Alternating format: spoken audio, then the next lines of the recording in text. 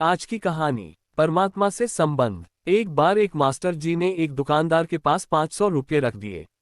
उन्होंने सोचा कि जब मेरी बेटी की शादी होगी तो मैं ये पैसा ले लूंगा। कुछ सालों के बाद जब बेटी सयानी हो गई तो मास्टर जी उस दुकानदार के पास गए, लेकिन दुकानदार ने नकार दिया और बोला, आपने कब मुझे पैसा दिया था? बताए, क्या मैंने कुछ लिख कर दिया है? मास्टर जी उस दुकानदार की इस हरकत से बहुत ही परेशान हो गए और बड़ी चिंता में डूब गए। फिर कुछ दिनों के बाद मास्टर जी को याद आया कि क्यों न राजा से इस बारे में शिकायत कर दूं, ताकि वे कुछ फैसला कर देंगे और मेरा पैसा मेरी बेटी के विवाह के लिए मिल जाएगा। फिर मास्टर जी राजा के पास पहुंचे और अपनी फरियाद सुनाई। राजा ने कहा, कल हमारी सवारी निकलेगी और तुम उस दुकानदार की दुकान के पास में ही खड़े रहना। दूसरे दिन राजा की सवारी निकली। सभी लोगों ने फूलमालाएं पहनाई और किसी ने आरती उतारी। मास्टर जी उसी दुकान के पास खड़े थे। जैसे ही राजा ने मास्टर जी को देखा तो उसने उन्हें प्रणाम किया और कहा, गुरुजी, आप यहाँ कैसे? आप तो हमारे गुरु हैं। आइए, इस बग्घी में बैठ जाए। वो दुकानदार यह सब देख रहा था। उसने भी आरती उतारी और राजा की सवारी आगे बढ़ गई।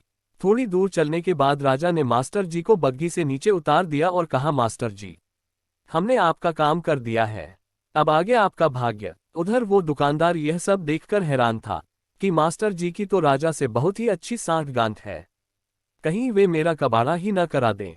दुकानदार ने तत्काल अपने मुनीम को मास्टर जी को ढूंढ कर लाने को कहा।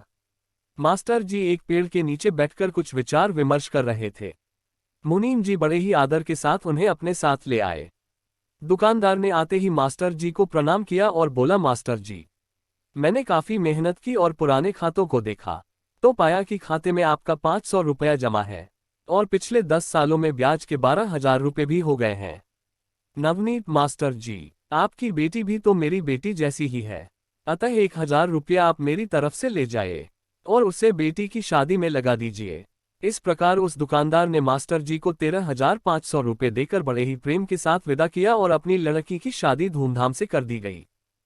शिक्षा, जब मात्र एक राजा के साथ संबंध होने भर से हमारी विपदा दूर जो जाती है, तो हम अगर इस दुनिया के राजा यानी कि परमात्मा से अपना संबंध जोड़ लें तो हमें कोई भी समस्या, कठिनाई या फिर हमारे साथ किसी भी तरह के अन्याय का तो कोई प्रश्न ही नहीं उत्पन्न होगा।